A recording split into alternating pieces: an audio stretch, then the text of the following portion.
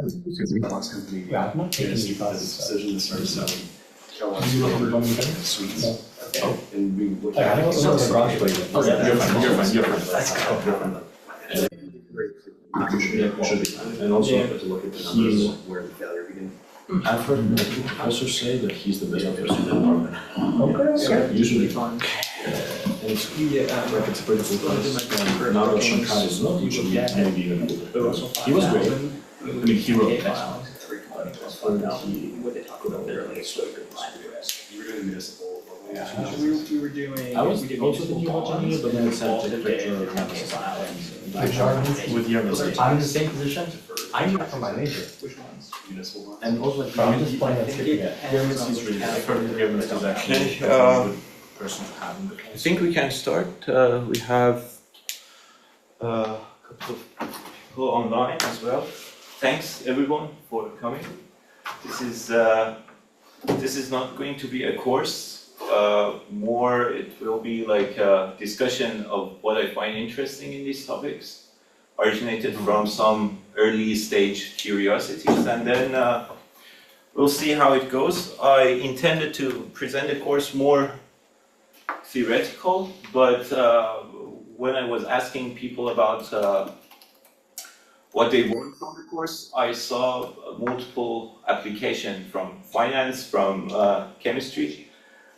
So we'll see how it goes, but let's see.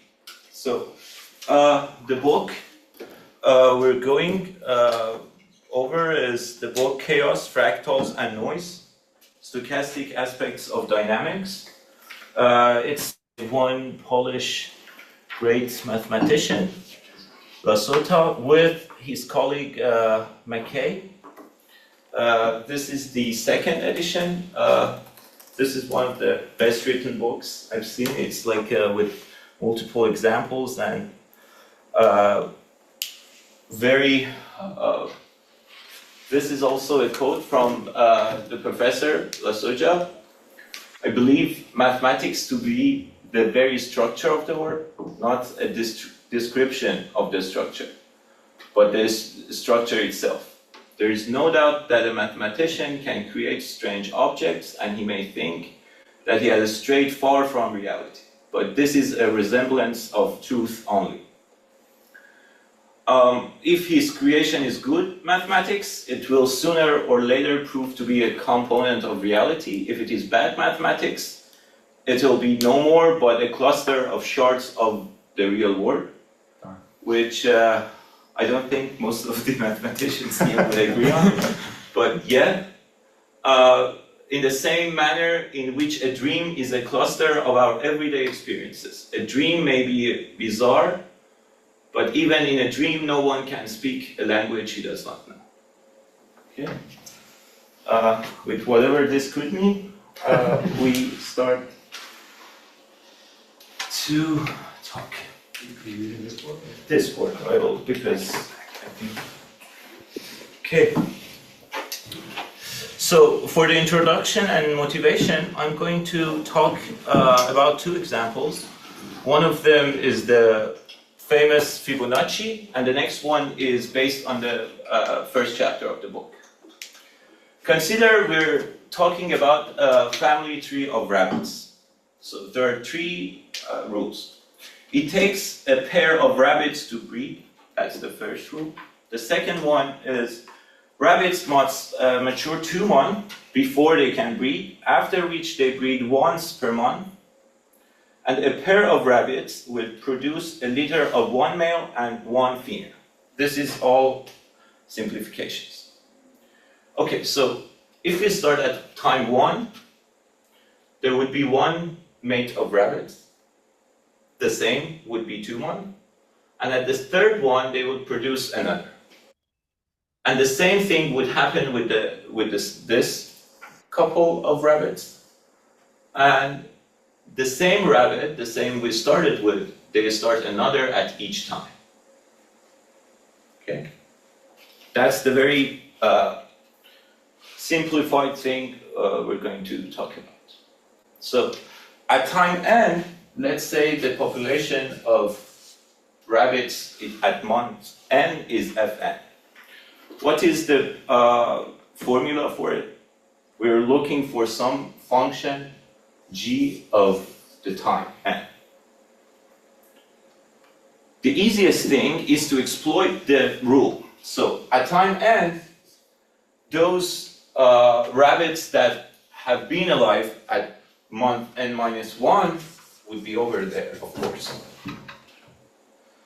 In addition to all those rabbits that are born at time n. How many rabbits? The number of rabbits that are mature enough in time n minus 2. And this is nothing but the Fibonacci sequence.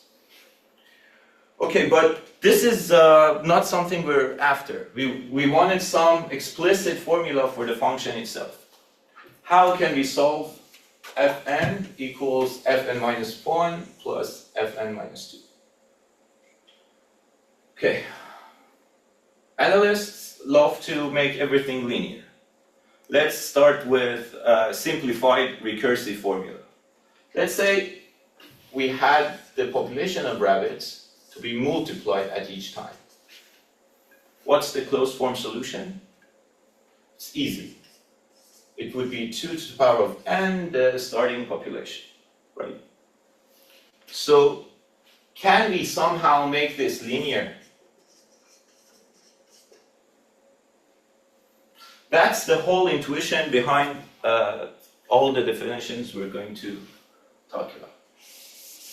Let's start with another recursive sequence, and let's see if we can make it linear. Let's say Fn, the price at time n, is the price at time n minus 1 times 2 plus a constant.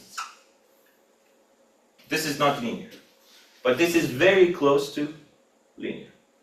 And the technique here is, let's say, if I can find a constant c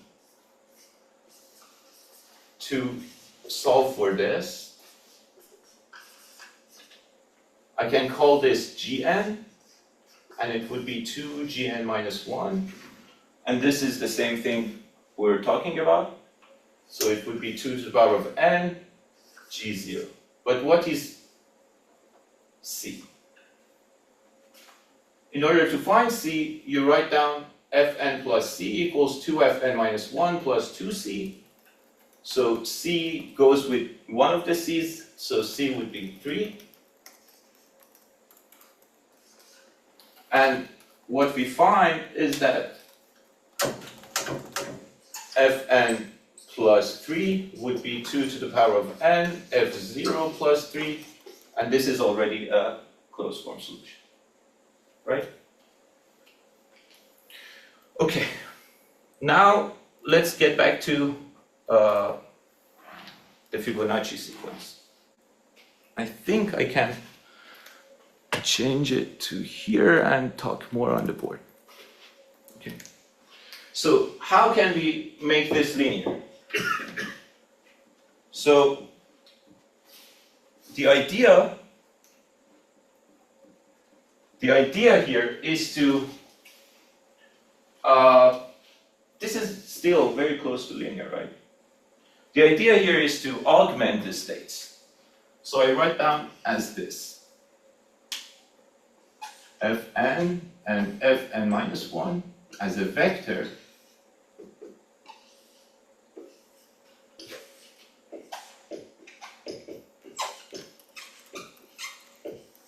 and let's call this an augmented state An. This would be An minus 1. This is linear. Can we find the elements of this matrix? Of course. Fn is the summation of these two, 1, 1, and Fn minus 1 equals Fn minus 1. Done. So this is a matrix, let's call it A. Of course, it does not depend on the time, on the month n, but it could. And now that we found this, we write the whole thing as An equals A to the power of n, or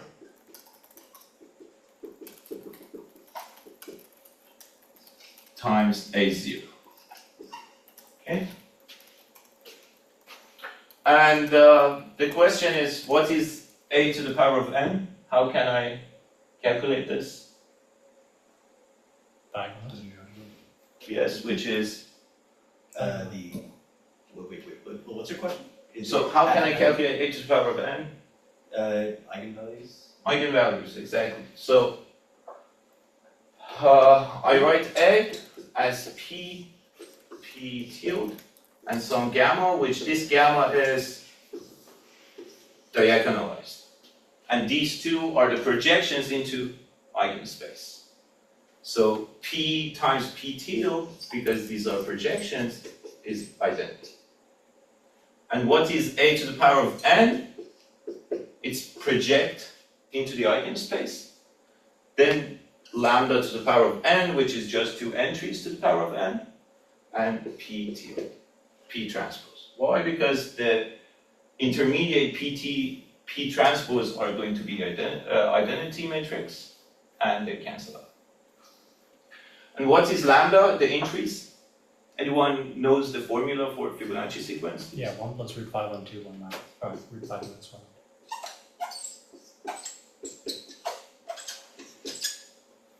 Done. So we make something linear. Let's push this a little more forward.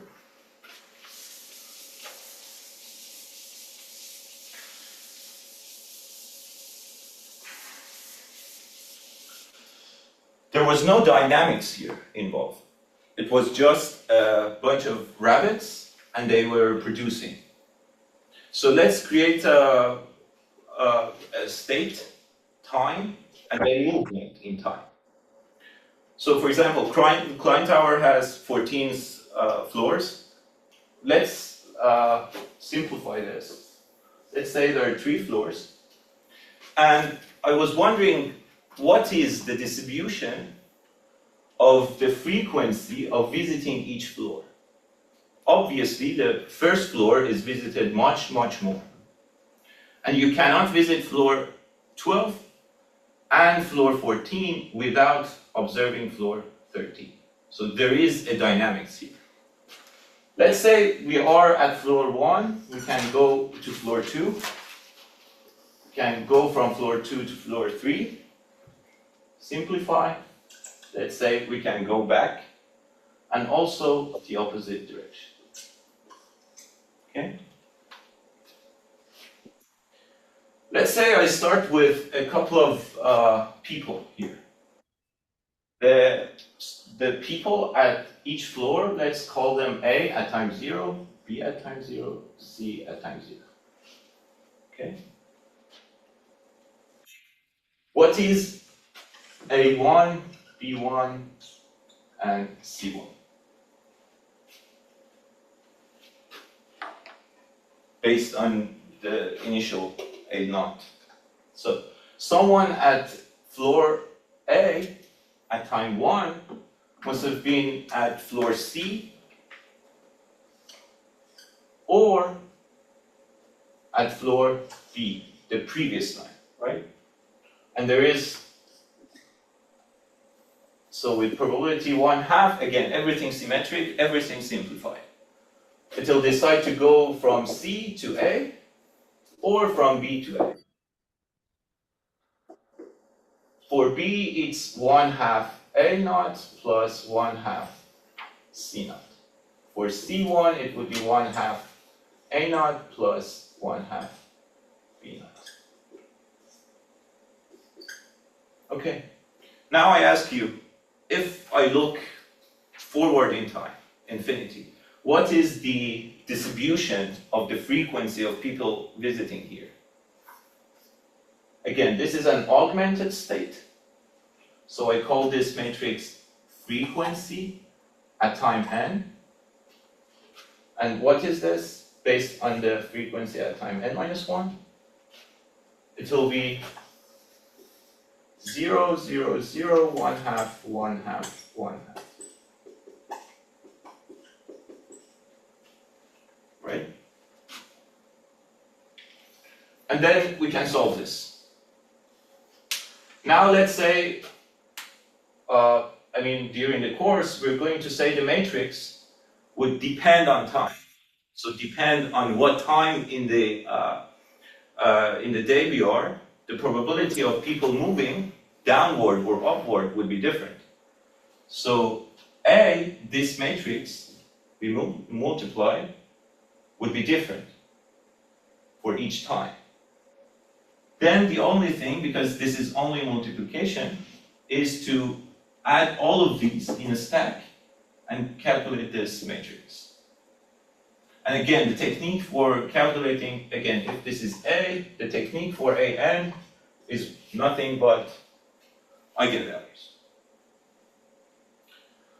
This is the initial thought. Now, during the course, we're going to make the states infinite.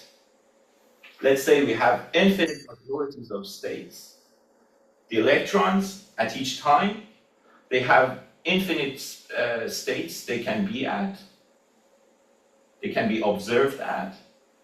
And then another thing, which is the next 2 sessions would be about, is to make the time, instead of being discrete, to be continuous. But the key idea is the same. Whether you have infinite states or finite states, whether you are in continuous time or discrete time, we're going to make everything linear.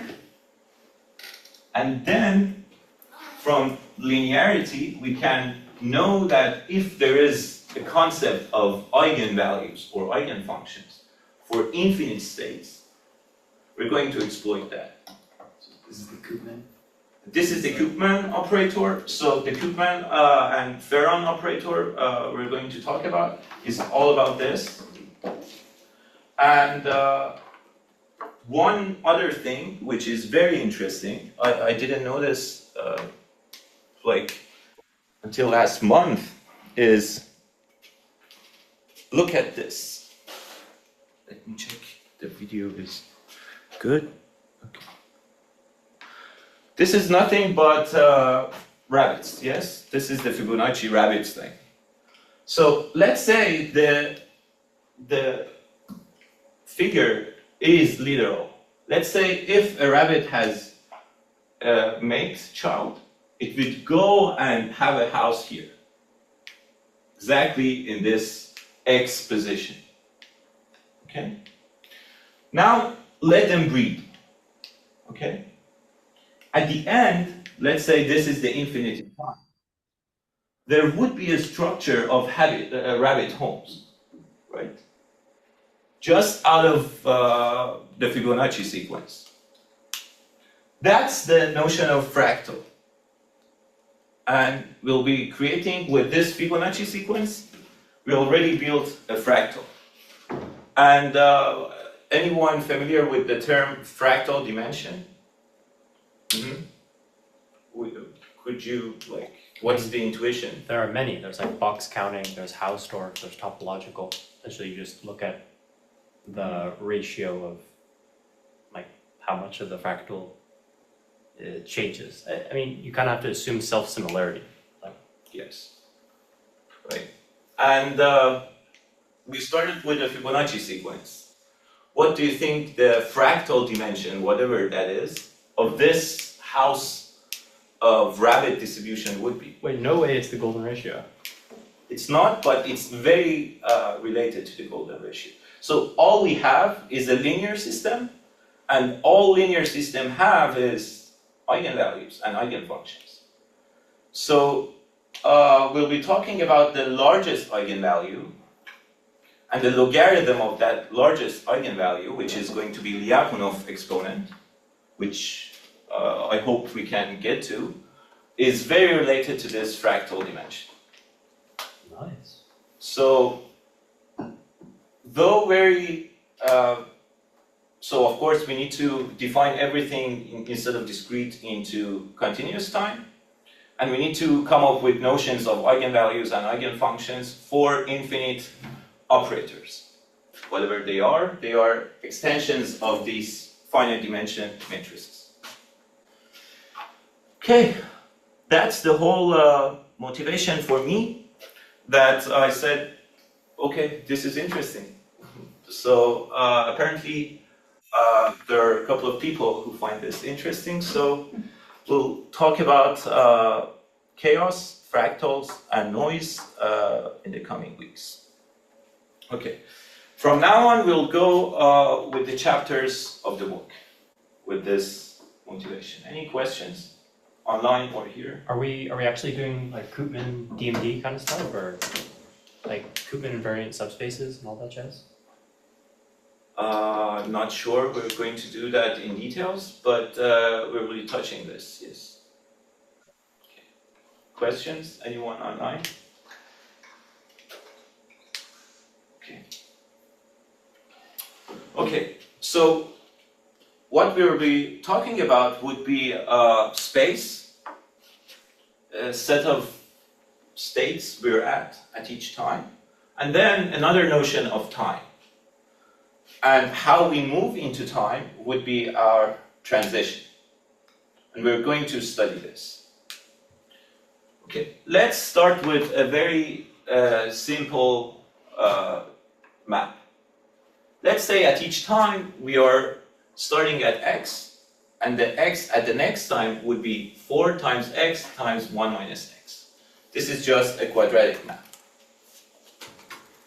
Okay, and then I start with different x naught, different starting points, but the policy of me moving is the same. This is fixed, but the point x naught would be changed. So let's say I start from the point p over 10 here, and I apply the same simple quadratic map over and over. And as you can see, this is chaotic. Let's say I start from a different point, but very much close to the same point. So instead of starting from p over 10, I start from, pi over 10 plus this. So this is very much close to the same starting point. The trajectories I see is much different. There is no resemblance. Other than they are chaotic, there is no connection. So in order to study this whole mechanism, studying trajectories like this looks like misleading. To make it even worse, you can start from the point 3 over 4, and you will be there onwards. If you start from some other points, you start to behave chaotic, and after some time you will be at 3 over 4. Or the trajectory you'll be observing would be periodic.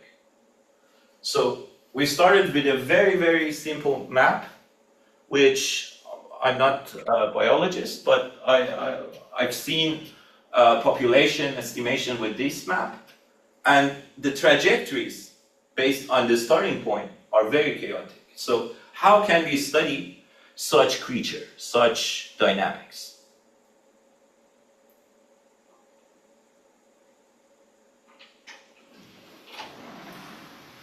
Ideas?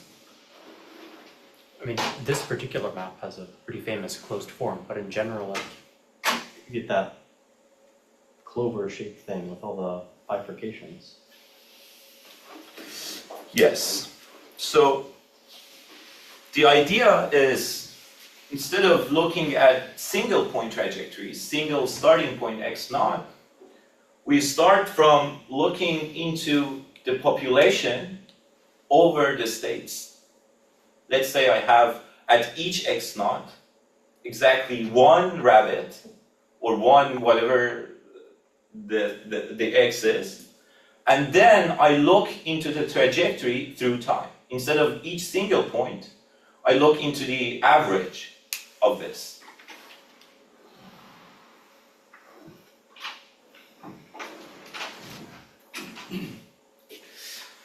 Okay, so I start to have something like this. So this is again the points. I started with x naught, okay? The same starting point pi over 10. And I apply s over and over again. And I have small intervals over 0 and 1. And if the rabbit visits that point, I add the counter. I add 1 to the counter. And then I hope that this thing has a meaning. Of course, for a single point, if you start, you will get a shape like this. What if I start from a different one? So if I start from the other starting point, this, which is very close, would the average behavior in long term would be the same? So, anyone has the answer yes to that question? Yes? No? Wait, you're asking what the steady state distribution of this guy is? So, now I have a machine. I put in x naught, I do s over and over again, and I count to get this distribution. My question is, I start from x naught equals pi over 10 plus some small number. If I do the same mechanism, machinery, would I get the same with what we talked about? My answer is no. Why? No. Because we already talked about fixed points. If I start from 3 over 4, what I get after applying and applying this, I would start from here and would be remaining here. So again, this is not helping. So not trajectories and not trajectory distribution of single points. What could be the idea?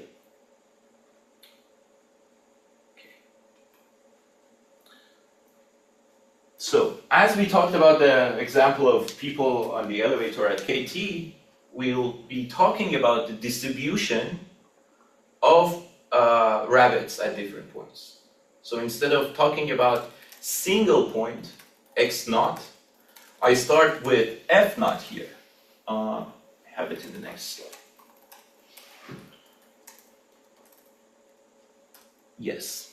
So, let's say at the first, I can choose randomly but uniformly each number between interval 0 to 1 with probability 1, with uniform probability. So I go and choose one starting point. Okay, that's the f naught. And then I apply, so at time 0, I have this many, so I have x1 started at x naught, and I have x1 started at x1. So I start from multiple starting points, and I apply the same thing. Then I look into the density of the starting of the next resulting points. Okay. So the key idea to analyze to see if such thing exists is pre-image. So the probability that I end up in a set A is that if I start at X and then I apply the map S, I would end up in that A. So this is the pre-image of a set. And we already defined a measure, a density, probability over the set A. What is the probability of a point being in A? At time t, it would be ftx of all x's that are in A. And then we'll look at the pre-image of S. So already we're building a machinery of distributions. So instead of looking into the distribution of each single point, we're looking into starting distribution, the change in the distribution. Hopefully we can come up with some notions of regularity in this chaos. Okay, so for example, the pre-image of the 0 to x, what are the points that would end up in the interval 0x before, after applying the map S? This is the map S, and this is in the interval that would end you up into 0 to x, and this is the other interval that would end you up in 0 to x. Okay? So I start from a uniform distribution, and then I would apply S and look into the distribution. Any guess of what is the resulting distribution? So this is 0, 1, and this is the distribution I started with. I apply the S again and again. What is the resulting distribution? Maybe with density S? The density of S? The distribution with density S? Density S. Just guessing. Like this? Yeah. Okay. Okay, but It has to taper off near 1, right? Because there's not a lot of opportunity for it to hit 1. if we started from a chaotic point, so we already classified points into periodic, chaotic, and constant points. Okay? If we start from a chaotic point, which the trajectory was chaotic, this is the distribution of x naught through time. This is clearly not S.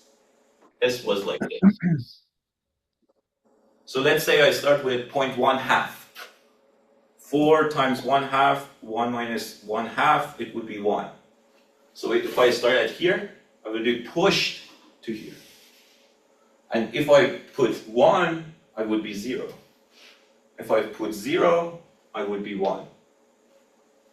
So if the map is continuous, if the chaotics, then if I start here, with whatever mass I start here, the mass would be pushed.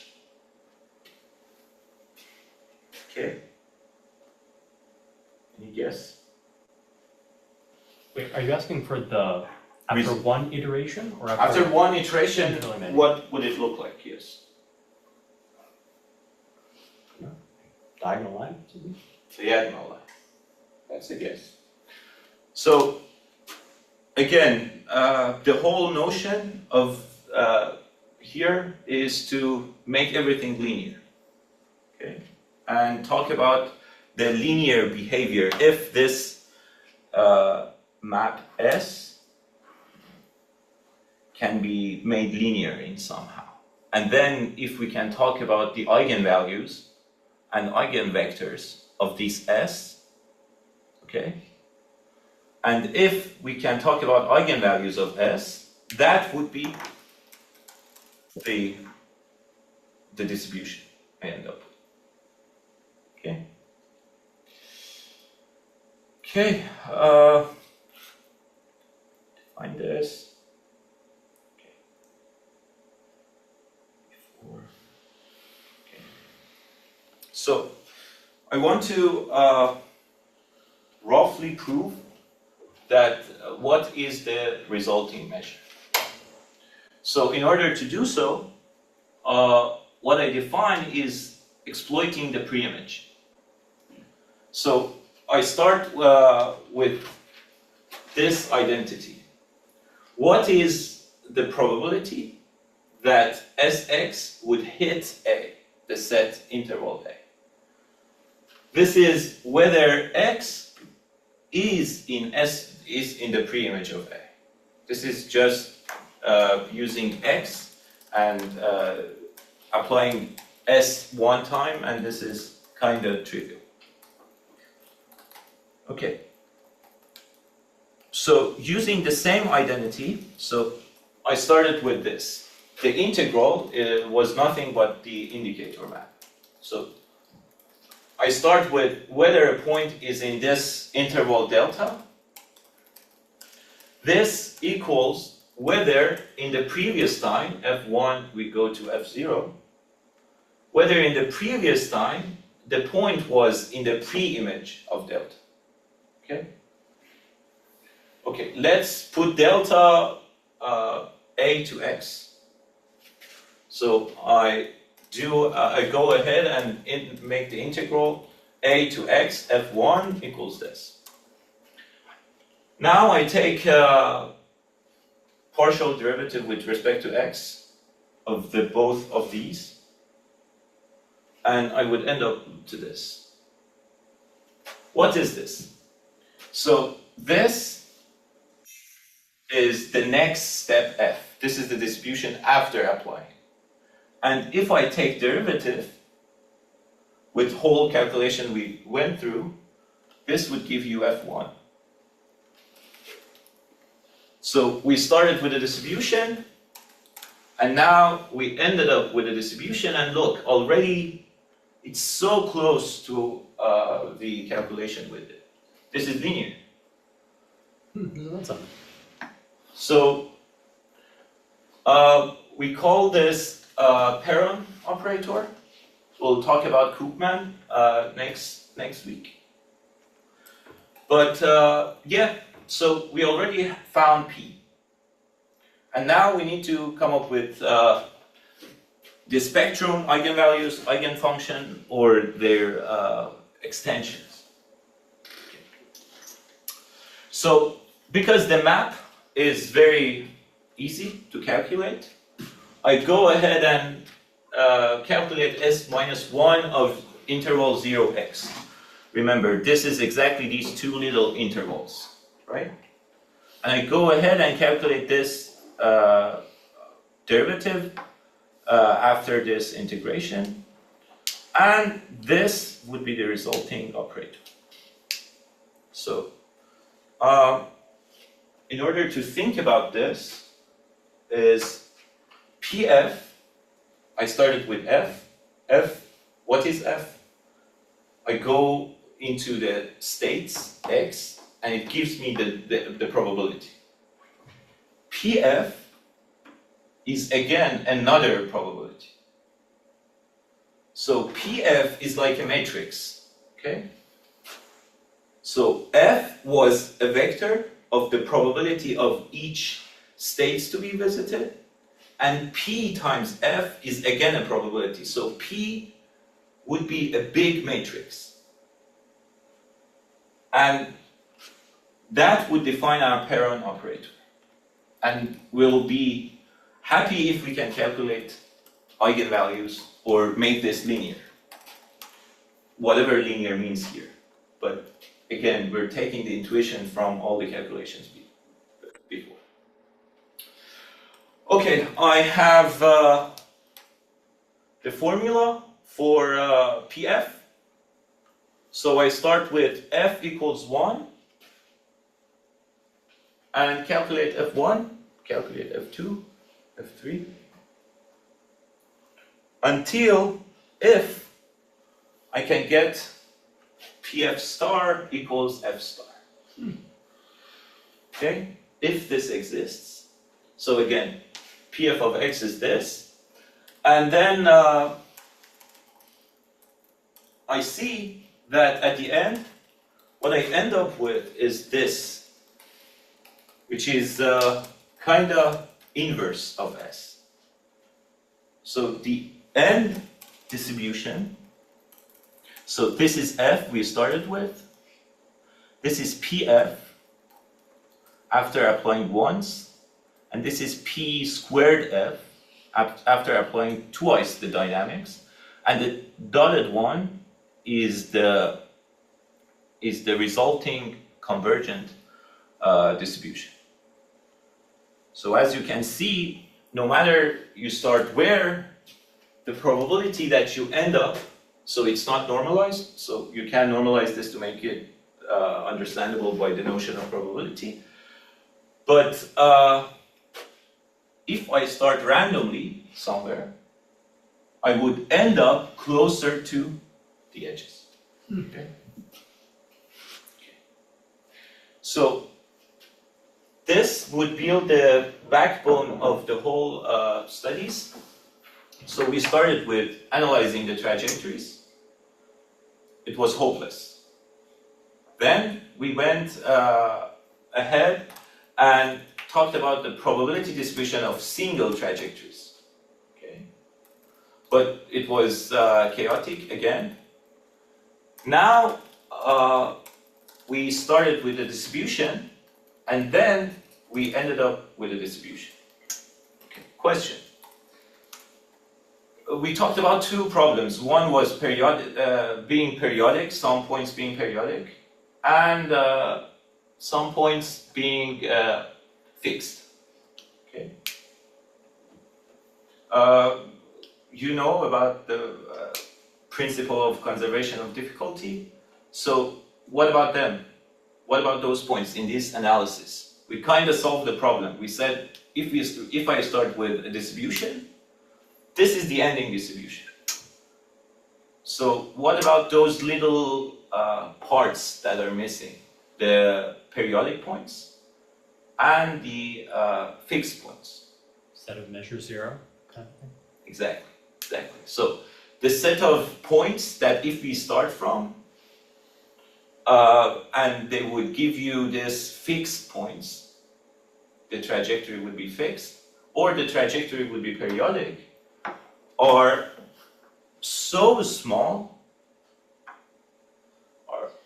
are so small with this measure that at the end of the analysis we don't care about those points. So starting with a point, a trajectory, a point,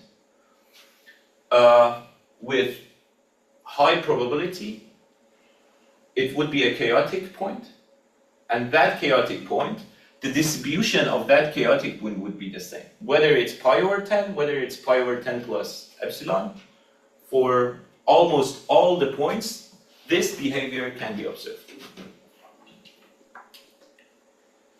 Okay, questions?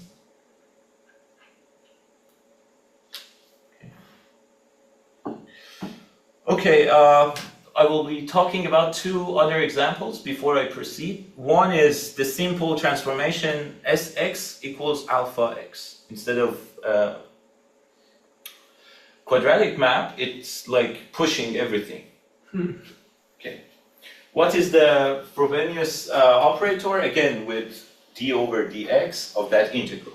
This is 1 over alpha f of x over alpha.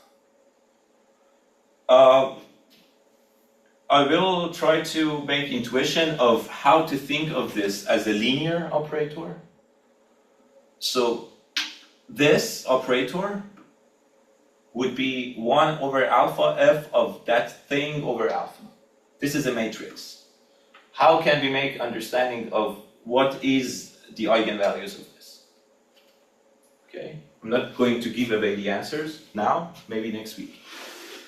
So the trajectories of points starting from x, after n times it would be this, and the distribution, the probability of finding point x after n times applying it would be this. So let's say I start with close to uniform. Do I have a picture now? So let's say I start from a close to uniform distribution. I need to do this. So I start from something like this. The distribution, the starting distribution would be this. After applying the dynamics once, based on alpha, the distribution would be this, right? This over this would be alpha. Okay? Is alpha greater than 1 here? Yes. Oh, okay. And then by applying this over and over again, I'm shrinking the probability of being close to 0, and I'm increasing the probability of getting it pushed away to infinity, right? So I need to come up with a notion of P infinity of f. P infinity of f. And what's that? It's like, let's say I start with this distribution. Let's say goes to here. Okay? This is the starting distribution. After one time applying it, it would be pushed away.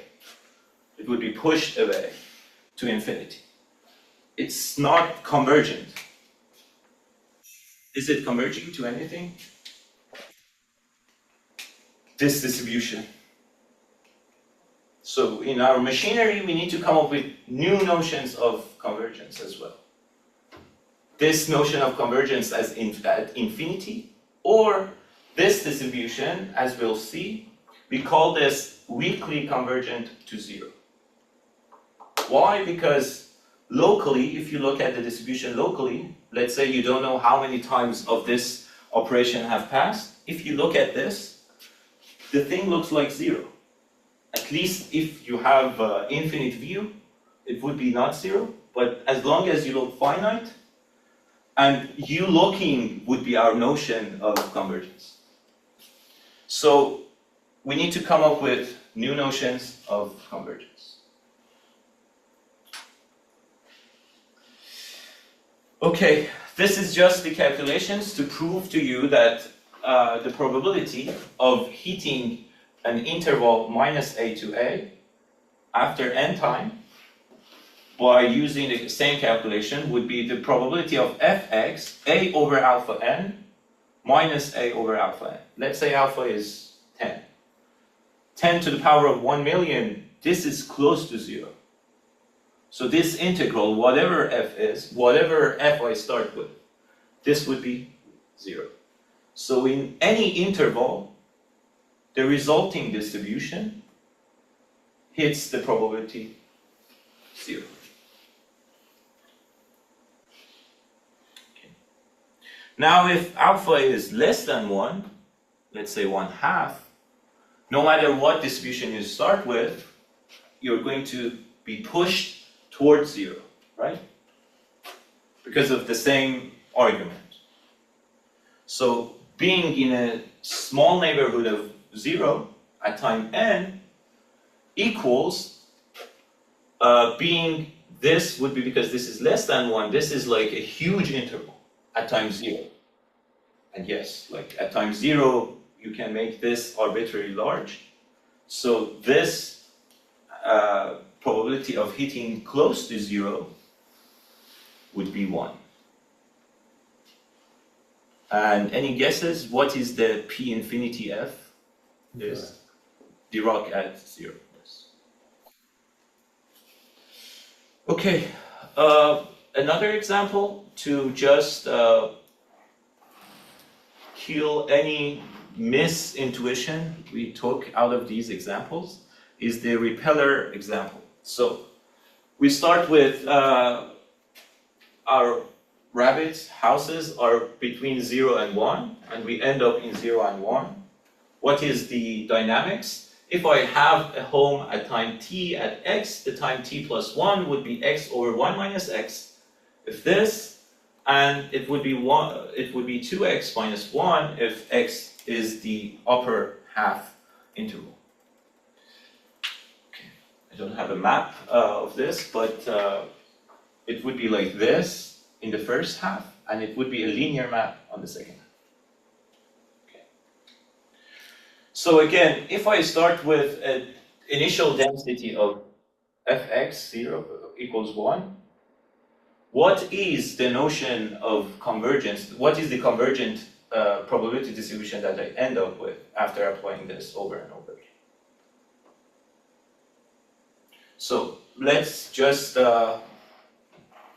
use intuitions before learning how to linearize this P. So if I end up in 1/2 to 1, I would be moving with a constant speed back to the interval 0 to 1/2, right? So the end distribution of rabbits would not be over-concentrated in the upper half of the interval, because They're moving with constant speed. And here, looks like there is a concentration around 0, right? Okay.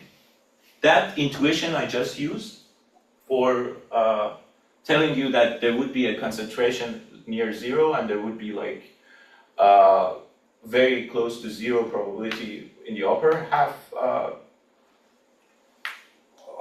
interval. That is why this example is important, because that intuition is wrong. Okay. Okay. So mass concentrates near 0. That is true. Okay. But the reason we used to justify why mass concentrates around 0 was, okay, if I start with a point far from 0, it would end up close to 0. And the same argument would suggest that if I start close to 0, I would end up close to 0. But that is wrong. Look. So I start from point 1, as we expected, I would end up close to 0. With less velocity, rather than jumping from here to here, I would be repelled from 0. This is one point starting at 0. I would be repelled from 0, but after some time I would be concentrated again around 0. But when I start again at 0, I would not be close to 0. I would start moving. Again, so now if I look into time, I average the times. That is correct. Most of the times I was close to 0. That's one thing, but the intuition we used to justify was, if I'm close to 0, I will be close to 0. That is wrong. So this is the kind of notion of ergodicity. So although we can talk about being close to somewhere, is something that is averaged out in time.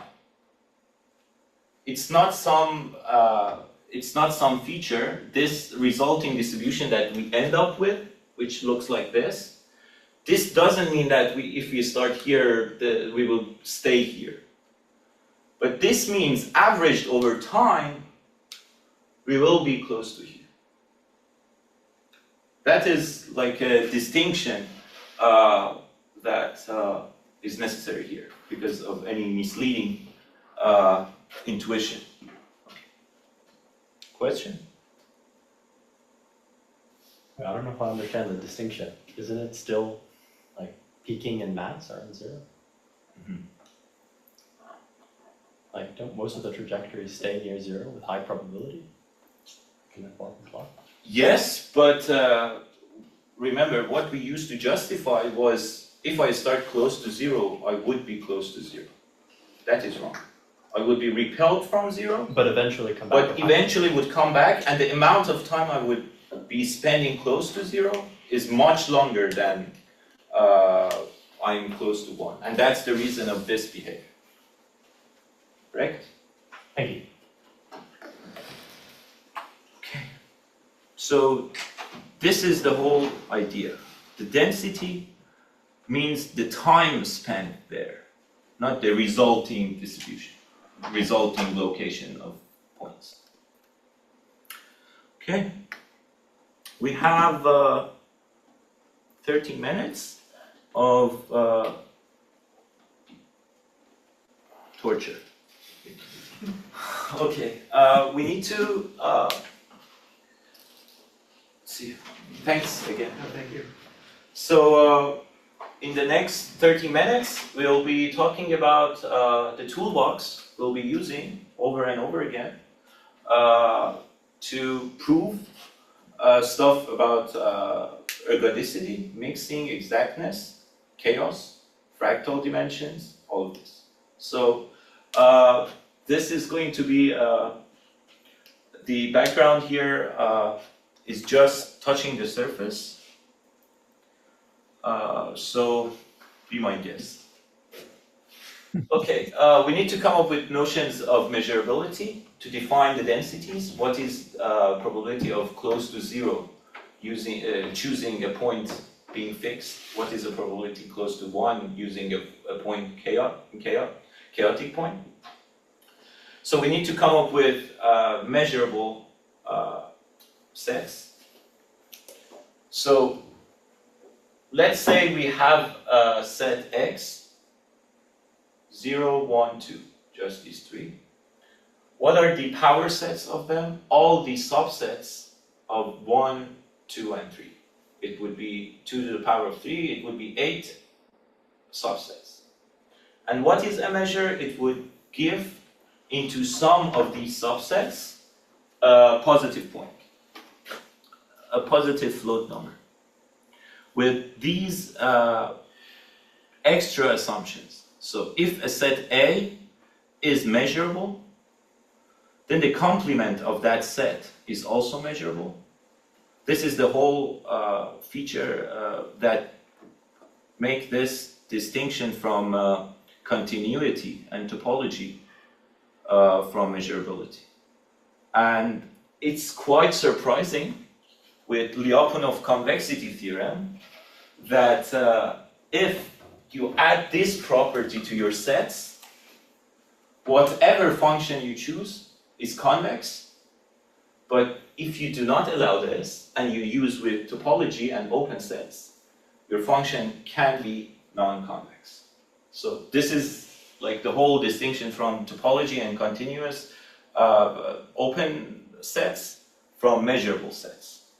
What do you mean convex? So based on functions, so let's say I chose a set with whatever feature. Forget about measurability or continuity. I started with a subset, and then based on these subsets, I want a function to give a float number, okay, on these subsets. Yeah. Okay, that function could be measurable. That function could be continuous.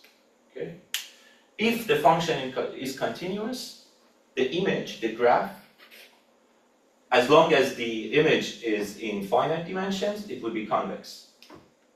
But this is not true for non-convex continuous functions, though they are continuous.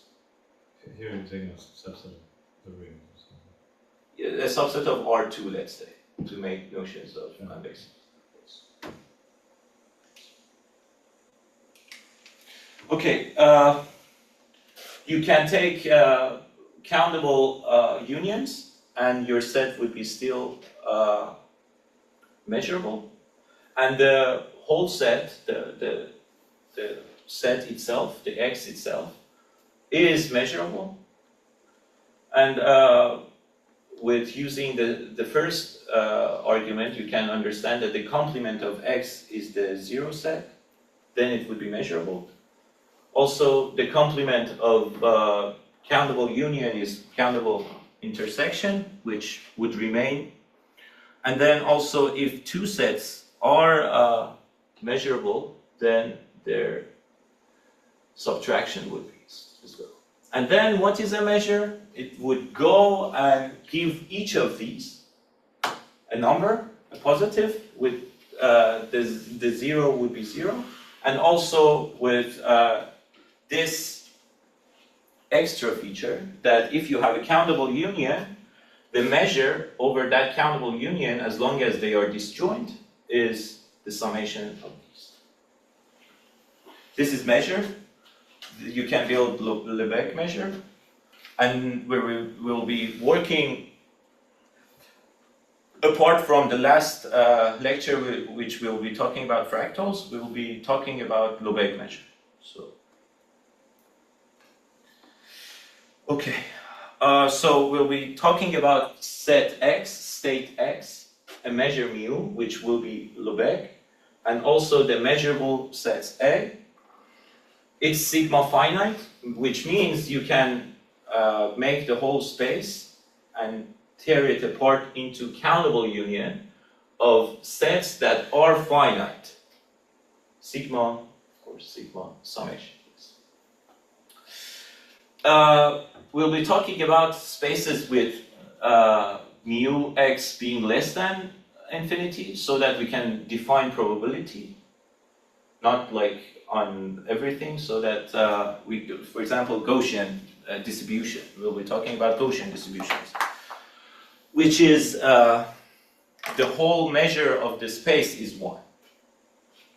And then two functions are equal if the number of points they are not equal is negligible with respect to this mu, with respect to our measure. The amount of measurements we need to do to make the functions be equal is negligible, is 0. Okay. Then with this notion, we'll be talking about integral, which will be the whole operator we talked about that we want to make linear, is this integral. Okay? So a function would be measurable if the pre-image of any measurable set is measurable. That's the notion of measurability. So to make sense of this, for people who saw continuous functions, what was the definition of continuous function? The pre-image of any open interval over a continuous function would be open. So the pre-image of any measurable set would be measurable, and we call that measurable function.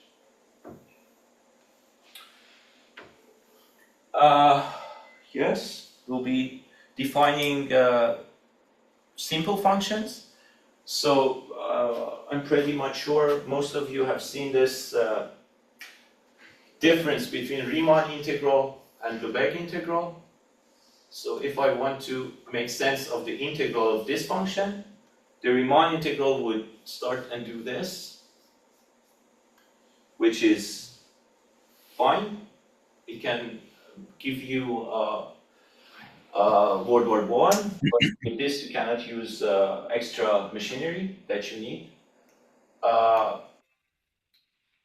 Okay, and the Lebesgue measure, the integral of Lebesgue measure starts and to do this. So I come and use this. Then I go ahead and approximate this set, and this set, and this set. And all of these are measurable. So the definition of integral g d mu, so a function with respect to the measure we define, would be the approximations of simple functions. What are the simple functions? They go and give us a constant value over the measurable sets. Okay? Just constant.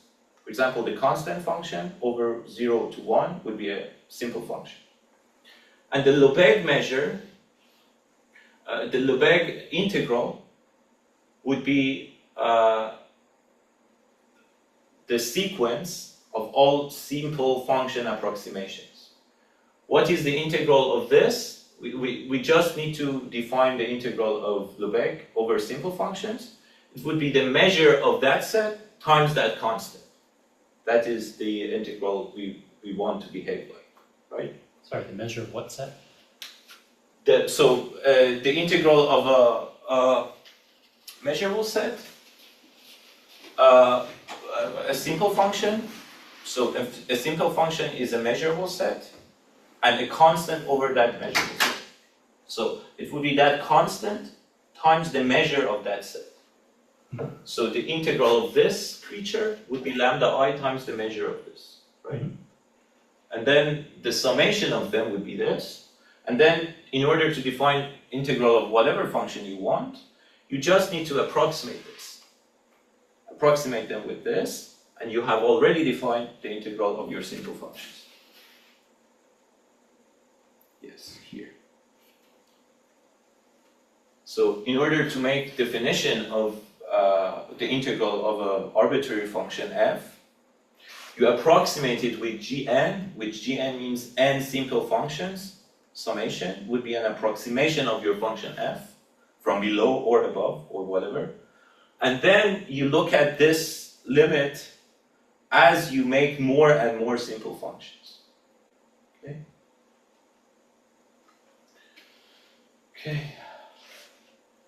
So in order to make definition of the integral of a function which is could be positive. Yes? Question? In order to make definition of the integral of a function, we would use the positive part, make sense of the integral as we did, and then minus the negative part, right? Okay. And the whole thing is that this integral is integral, so it's linear. If a function is positive, its integral would be positive with this notion of integrability. And we would have dominated convergence, which means if you have an upper bound function for your sequence fn, which g is integrable,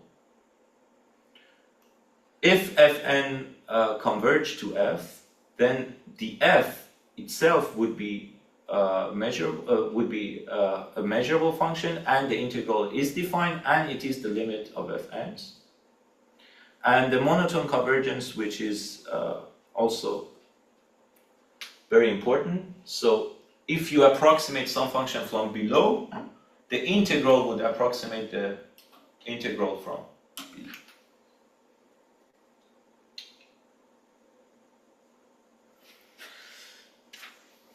Yes. We have monotonicity. If some function is dominated by some other function, then of course the integral of the dominated one is bigger. We have the triangle inequality. So if you have a plus b, the absolute value of a plus b, it would be less than equal absolute value of a plus absolute value of b. So this is the integral form of this. We have the vanishing criterion because of the positivity of Lebesgue integral. And because of the notion of measurability, whenever we're talking about integral of f over a, it would be the integral of f times the function, the simple function 1, the constant 1 over the a times f over the whole space. This is again what we already talked about. And we have additivity. This comes from the additivity of the measure. So if I have a set A and I can tear it apart into disjoint sets, the integral over that set would be the summation over each disjoint set. These are all intuitive. Yes. Most of the functions we'll be talking about are the functions in L1. What is a function in L1? It means this norm of the function to be finite. And this is the thing we'll be talking about as the measure of the density of f times d mu. This is the same f that we worked on in the first part of the lecture. Okay? So if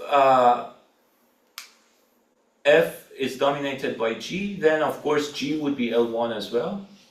If g is L1, then the integral of this is meaningful, so it's finite, so f would be L1 as well. And these are some other properties very related to monotone convergence we talked about. Okay.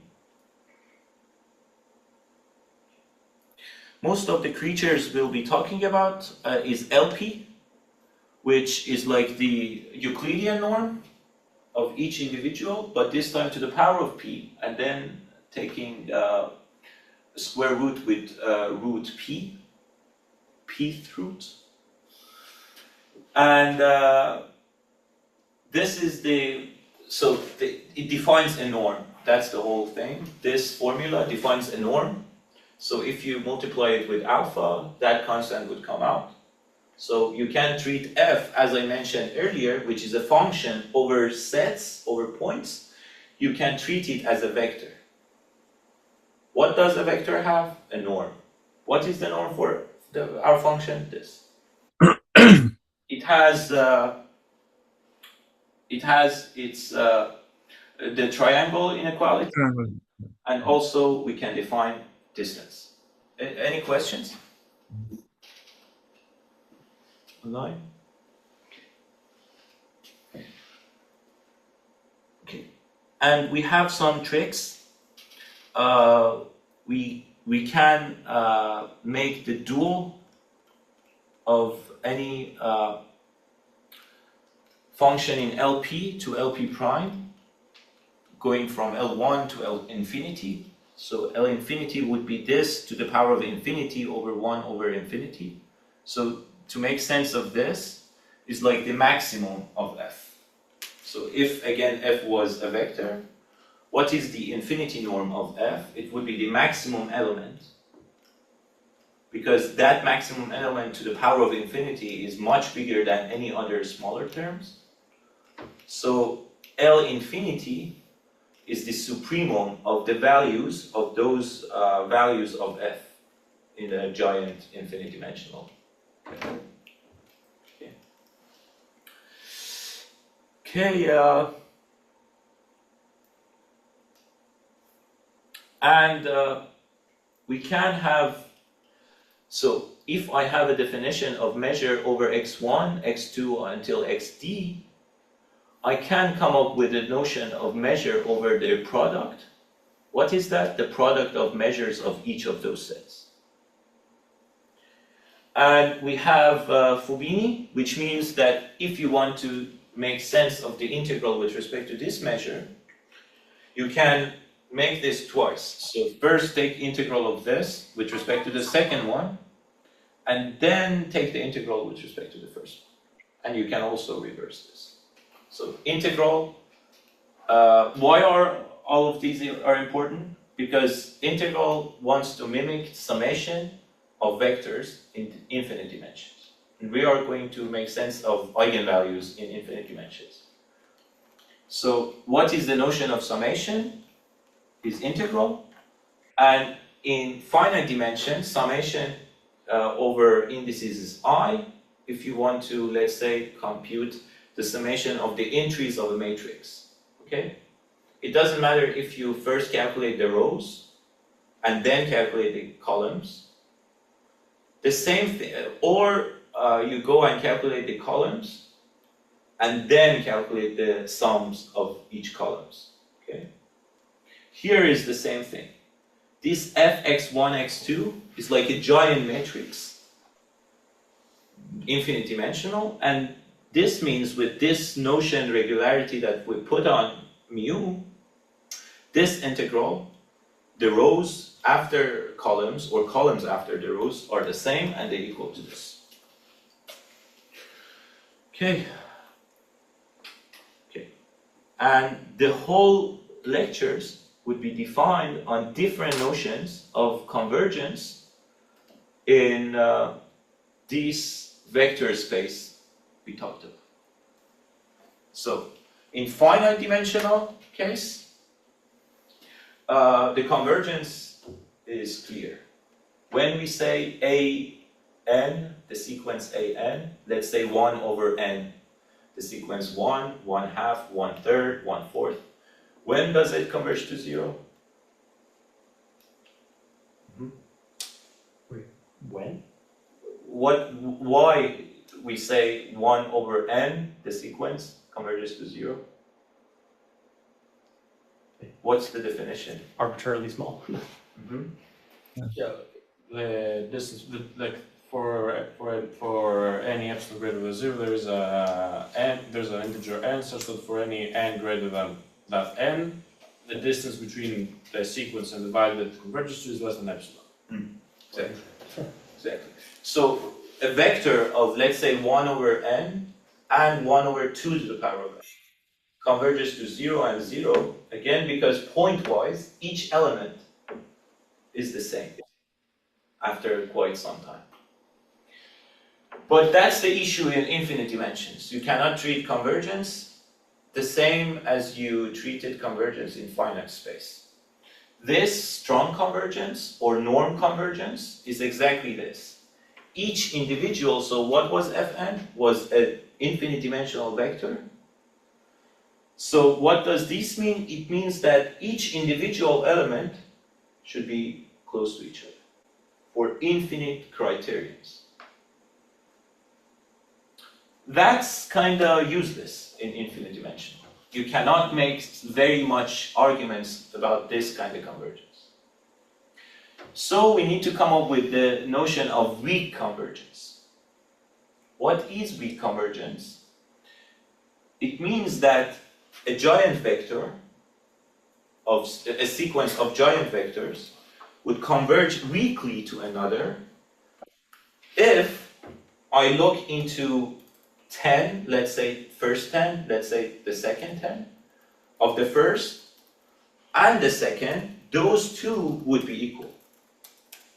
Although there are infinite criterions, all we care about is finite of them, and take finite, let's say arbitrary finite dimensions. If they converge, we say this whole thing is weak convergent. Formally, we say the integral of fn with respect to any function g, this function g has this property of taking into 10 elements, just finite number of elements of fn. This would look like fg. What is f integral g, dot product g? We define it as the integral of f with respect to g.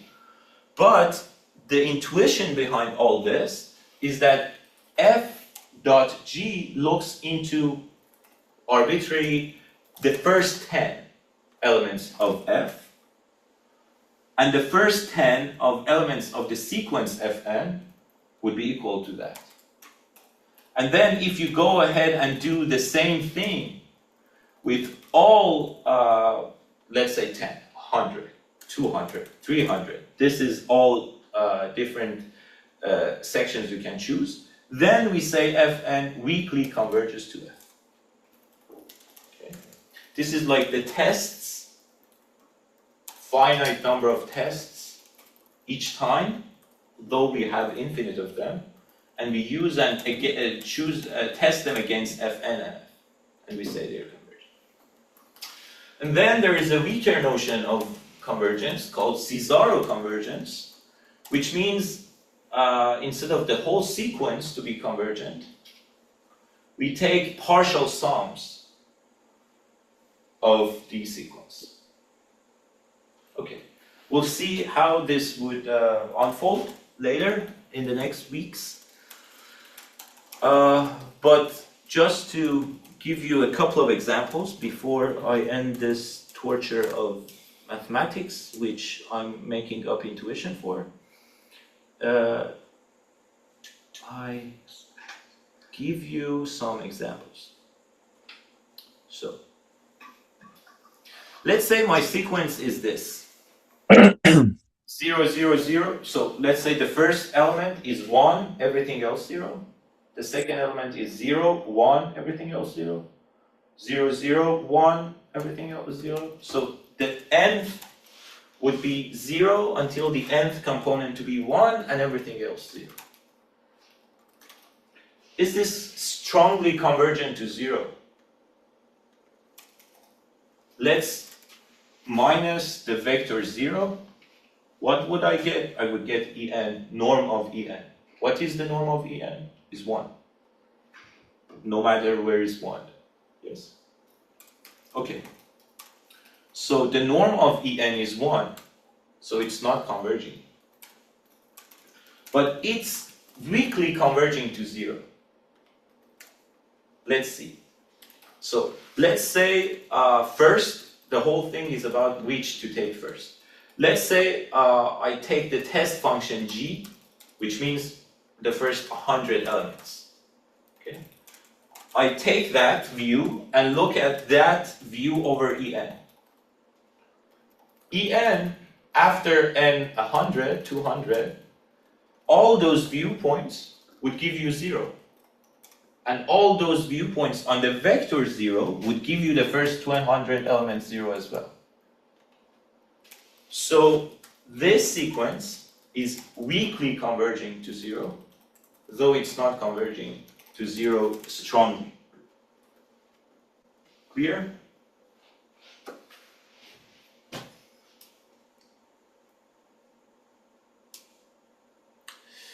Okay, another, so whatever sequence converges strongly would definitely converge weakly, because we already checked infinite amount of criterions. Of course, if you take finite, it would be equal.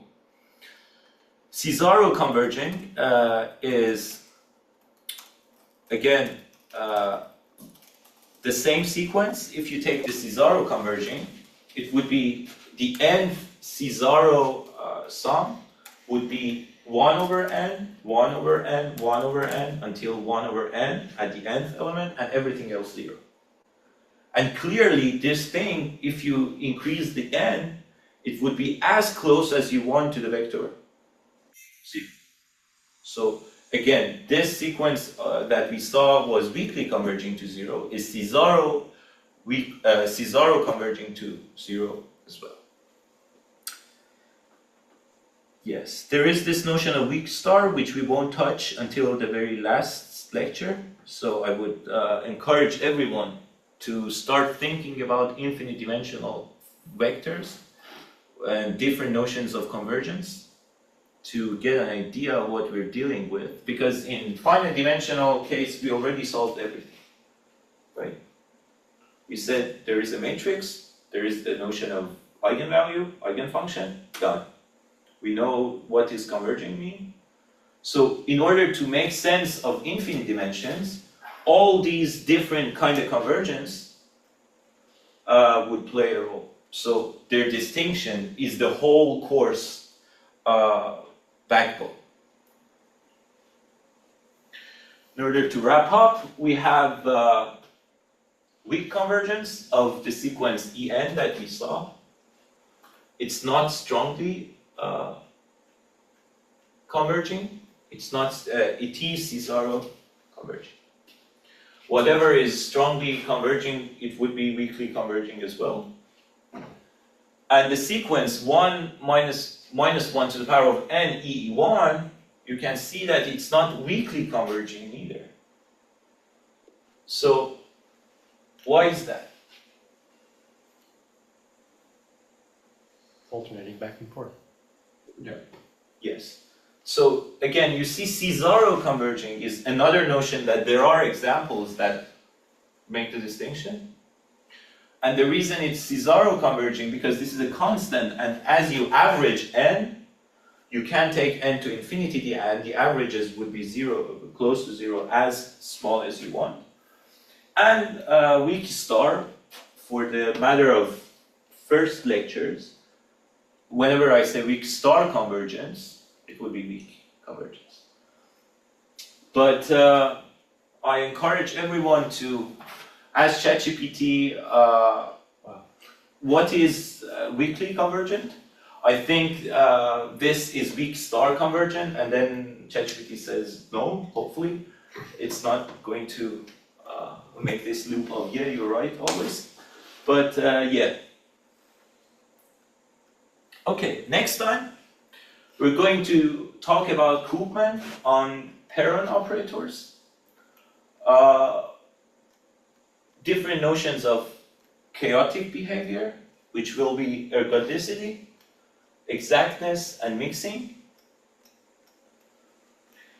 And we'll see if we can touch chapter 4. Thanks. Thank you. Question? That's more, can we get the slides after the, of course. I'm going to, I have the website ready. I will put it on and invite everyone here. Questions from anyone online?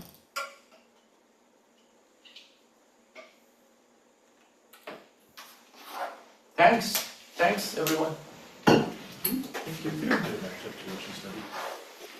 No, I mean, parts, but